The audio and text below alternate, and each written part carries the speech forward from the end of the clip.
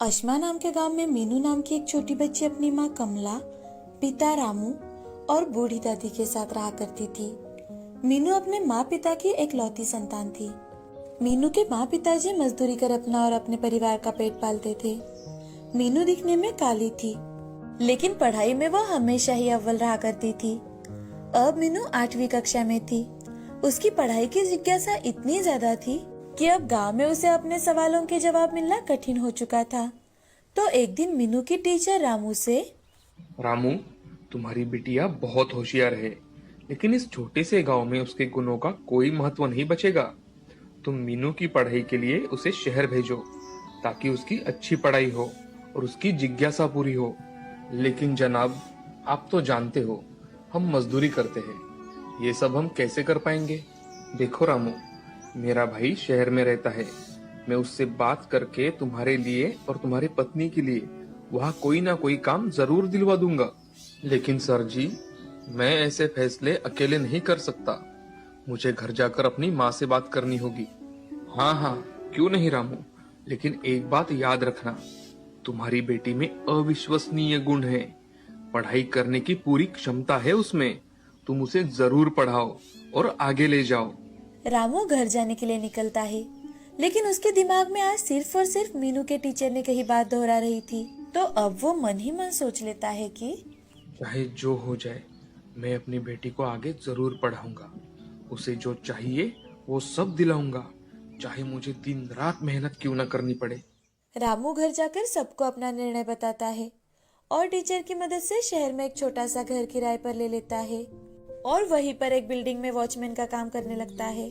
साथ ही मीनू की माँ भी उसी बिल्डिंग के लोगों के घर जाकर झाड़ू, बर्तन, कपड़े धोना, ये सारे काम करने लगती है। और मीनू का टैलेंट देखकर इंग्लिश स्कूल के प्रिंसिपल भी उसे झट से अपने स्कूल में एडमिशन दिलवा देते हैं। आज मीनू का स्कूल में पहला दिन था। जैसे ही मीनू स्कूल में जाती है, वो दूसरे बच्चों से बातें करने की कोशिश करने लगती है, तो हर कोई उसे टालने लगता है कि तभी एक लड़की, अरे अरे ये देखो कितनी काली लड़की है। इसे देखकर तो मेरी तबीयत ही बिगड़ जाएगी। उस लड़के की बात सुनकर मीनू को बहुत बुरा लगता है, लेकिन मीनू कुछ कहे बिना ही वहाँ से अपने कक्षा में चली जाती है। तो वहाँ भी उसके पास कोई नहीं बैठता। थोड़ी ही देर में स्कूल की घंटा बज गई और टीचर क्लास में आकर, good morning students. Good morning teacher. अब मीनू हर रोज स्कूल जाती और पढ़ाई करती, लेकिन जब भी टीचर कोई सवाल पूछती और मीनू जवाब देने के लिए हाथ ऊपर करती, तो मीनू की टीचर उसे देख अनदेखा कर देती और किसी और से जवाब पूछती थी। एक दिन की बात है, टीचर ने बच्चों को साइंस का एक सवाल पूछा। क्लास में इस सवाल का जवाब मीनू के अलावा किसी और को पता ही नहीं था। मीनू ने बड़े ही उत्साह के साथ अपना हाथ ऊपर उठाया कि तभी टीचर, किसी को नहीं आता जवाब? टीना, रघु, कोई नहीं जानता इस सवाल का जवाब? अरे बताओ। टीचर टीचर मैं बताऊं? कोई जरूरत नहीं है। टीचर के ऐसे कहते ही मीनू उदास होकर चुपचाप अपने जगह बैठ जाती है कि तभी miss school of the year के कंपटीशन की नोटिस आती है। तो एक लड़का धीरे से, टीचर, इसमें तो मीनू को ही भाग लेना चाहिए ना। लड़के के ऐसे कहते ही सभी बच्चे तथा टीचर भी हंसने लगती है। अब मीनू दिन ब दिन उदास रहने लगी, तो उसका पढ़ाई पर असर होने लगा। ये देख रामू और कमला मीनू से, मीनू बिटिया, क्या हुआ? देखो बिटिया, हम तुम्हारे लिए ही तो शहर आए हैं ना। और हाँ, आजकल तुम पढ़ाई में बहुत पीछे पड़ रही हो। तुम्हारे टीचर का मुझे आज फोन आया था। वो कह रही थी कि अगर आपकी बच्ची को अगली एग्जाम में ऐसे ही मार्क्स मिले तो उसे हम वहाँ से निकाल देंगे। पापा पापा वो मीनू बोलते बोलते रुक जाती है, क्योंकि उसे पता था कि उसके माँ पिताजी उसके लिए कितनी मेहनत करते हैं। वो अपने पापा से, नहीं पापा, अब मैं अच्छे से पढ़ाई करूंगी। मीनू की सारी परेशानियां उसकी दादी समझ रही थी, लेकिन दादी वक्त आने की राह देख रही थी। अब दूसरे ही दिन दादी मीनू से, मीनू, मुझे पता है कि तेरे स्कूल में तुझे कोई पसंद नहीं करता। तेरे रंग से सभी नफरत करते हैं। तुम दिखने में गोरी नहीं हो, लेकिन हाँ, पढ़ाई में तुम सबसे बेहतर हो। देख लेना, आज नहीं तो कल पूरा स्कूल तुमसे दोस्ती करना चाहेगा। तुम सिर्फ और सिर्फ मन लगाकर अपनी पढ़ाई करो, बाकी की बातों पर ध्यान मत देना बेटा। दादी की बातों से मीनू अब बहुत ज्यादा प्रेरित हो जाती है और मन लगाकर अपनी पढ़ाई करने लगती है और धीरे धीरे वो फिर से अपने आप को काबिल बनाने लगी। मीनू मोबाइल के जरिए हर एक सवाल का जवाब ढूंढने लगी। दिन बीत रहे थे, लेकिन अभी तक स्कूल में मीनू से कोई भी बात नहीं कर रहा था। ऐसे ही एक दिन क्लास में एक नोटिस आती है, स्टेट लेवल पर क्विज कंपटीशन होने वाला है, तो स्कूल से सबसे होशियार बच्चे को ही भेजा जाएगा। जो भी इस कंपटीशन में पार्टिसिपेट करना चाहता हो वो स्कूल के बाद हॉल में आ जाए। ये नोटिस सुनते ही मीनू बहुत ज्यादा खुश हो जाती है और स्कूल के बाद हॉल में पहुंच जाती है। वहां जाते ही मीनू की टीचर मीनू को देख, मीनू तुम यहाँ क्यों आई हो? क्या जानती नहीं यहाँ तुम जैसे दिखने वाली लड़की की कोई जरूरत नहीं है। टीचर, यहाँ तो क्विज कंपटीशन की टेस्ट चल रही है ना, कि miss school of the year की। अच्छा, तो अब तुम मुझसे बहस भी करना चाहती हो।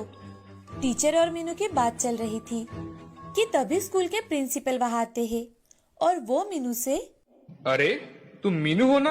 अच्छा किया, इस कंपटीशन के लिए अपना नाम लिखवा दिया। स्कूल का नाम रोशन करना बिटिया। चलो अंदर चलो। प्रिंसिपल के ऐसे कहते ही मीनू की टीचर की बोलती बंद हो जाती है और मीनू प्रिंसिपल के साथ हॉल में चली जाती है। वहां जाकर मीनू सबको अपने ज्ञान से चकित कर देती है। उसका ये टैलेंट देख मीनू को उसके चेहरे से नफरत करने वाला हर एक बच्चा उसकी ओर देखता ही रह जाता है। अब मीनू स्टेट लेवल पर होने वाली कंपटीशन में भी फर्स्ट आती है। मीनू के माँ पिताजी भी अपनी बेटी की तरक्की देख बहुत ज्यादा खुश हो जाते हैं।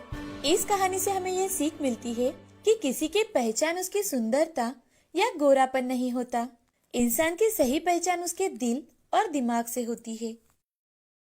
श्रीरंगपुर नाम के गांव में हरिया नाम का एक किसान रहा करता था। उसकी पत्नी सुमति उसे खेतों में मदद कर दिया करती थी। हरिया के परिवार में उसकी बेटी सुधा और बेटा राम, ऐसे 2 बच्चे थे।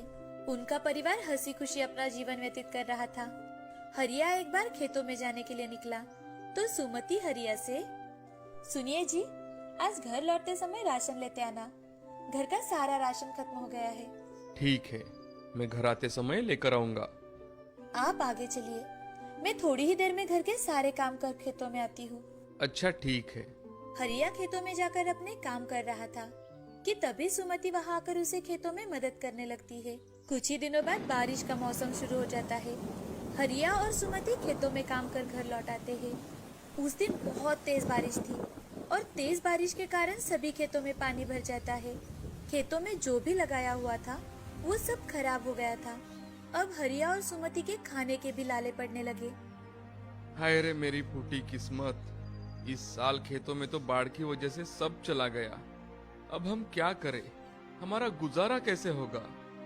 मुझे भी यही चिंता खाए जा रही है। घर में राशन भी लगभग खत्म होने को है। सुमति, अब तो मैं किसी से पैसे भी नहीं मांग सकता, पहले ही कर्जा ले चुका हूँ।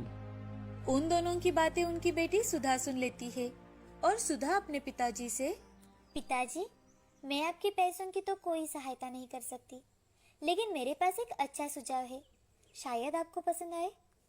कैसा सुझाव बिटिया? हमारा तो दिमाग काम करना ही बंद हो चुका है। अब तुम ही बताओ कुछ। पिताजी, आपको याद है आपने एक बार घर में मटके में चिकन बनाया था, जो कि बड़ा ही स्वादिष्ट था। मैंने तो आज तक ऐसा चिकन कभी नहीं खाया। क्यों ना आप मटका चिकन बेचना शुरू कर दे, इससे हमारी सारी प्रॉब्लम खत्म हो जाएंगी। तुम्हारा विचार तो बहुत अच्छा है, मगर बिटिया हमारे पास इतने पैसे नहीं हैं और हम वो चिकन कहाँ बेचेंगे? यहाँ गांव में कौन हमसे मटन चिकन खरीदेगा? उनकी बातें सुन राम हरिया से कहता है, पिताजी, सुधा ठीक कह रही है। हमारे गांव के बाहर हाईवे है, वहाँ बहुत सारे लोग आते जाते हैं। अगर हमने वहाँ रोड के साइड में दुकान डालकर मटका चिकन बेचना शुरू किया तो हमें ग्राहक भी मिलेंगे और हमारे घर की सारी समस्याएं भी मिट जाएगी।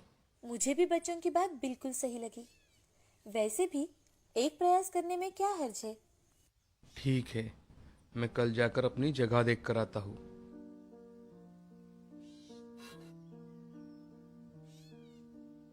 ये मेरे कंगन बेच दीजिए, उससे जो भी पैसे आएंगे उससे हम हमारा धंधा शुरू कर सकते हैं। हरिया को सुमति की बातें ठीक लगी। हरिया सुमति से कंगन लेकर उन्हें बाजार जाकर बेच देता है और उससे आए हुए पैसों से हाईवे पर एक अच्छी जगह देखता है और वहाँ पर एक बाम्बू लगाकर दुकान बनाता है। फिर घर आकर उसे खाना पकाने के लिए जो भी सामग्री चाहिए थी वो इकट्ठे करता है। सुमति हरिया की मदद कर देती है। गांव के चिकन वाले से हरिया चिकन लेकर अगले ही दिन से अपना दुकान शुरू कर देता है। आज उसका दुकान शुरू करने का पहला ही दिन था। तभी उस रास्ते से सरपंच जी वहाँ से घर जा रहे थे तो उनकी नजर हरिया पर जाती है। वो हरिया के पास आकर, अरे हरिया, ये कोई नया धंधा शुरू किया है क्या? खेती में कोई काम धाम नहीं है? अरे भाई, बाढ़ की वजह से और भी काम पड़े हुए हैं। हाँ सरपंच जी, वो सब तो पता है, मगर अभी खाने के लाले पड़ रहे हैं, इसलिए मैंने मटन चिकन बेचने का निर्णय लिया है। अरे हरिया, ये आम लोगों के बस की बात नहीं है। पता है सरपंच जी, पर मैं एक बार प्रयास करना चाहता हूँ। भाई जैसा तुम्हें ठीक लगे हरिया, मैं चलता हूँ। ऐसा कहते हुए सरपंच जी वहाँ से चले जाते हैं। अब हरिया की दुकान में सुबह से एक भी ग्राहक नहीं आया था और इसी कारण उसे सरपंच जी की बातें सच लगने लगी थी। कुछ वक्त बीत जाने के बाद हरिया के दुकान के सामने एक गाड़ी आकर रुकती है और गाड़ी में से उतरकर एक आदमी हरिया से, अरे भैया, आपके दुकान में खाने के लिए क्या है? भाई साहब, हमारे यहाँ स्पेशल मटका चिकन है, आपको बेहद पसंद आएगा। तो फिर हम दोनों के लिए 2 प्लेट लगा दो और साथ में गर्मा गर्म रोटी भी देना। जी साहब, अभी लाया। ऐसा कहकर हरिया 2 प्लेट खाना लगाने के लिए जाता है और हरिया सुमति से, सुमति, जल्दी से 4 गर्मा गर्म रोटियां बनाओ, आज पहला ग्राहक आया है, सब कुछ अच्छा होना चाहिए। जी अभी बनाती हूँ। सुमति रोटियां बनाने लगती है और हरिया चूल्हे पर का मटका चिकन एक छोटे से मटके में डाल देता है और 2 प्लेट तैयार करता है। वो आदमी खाना खाने लगता है।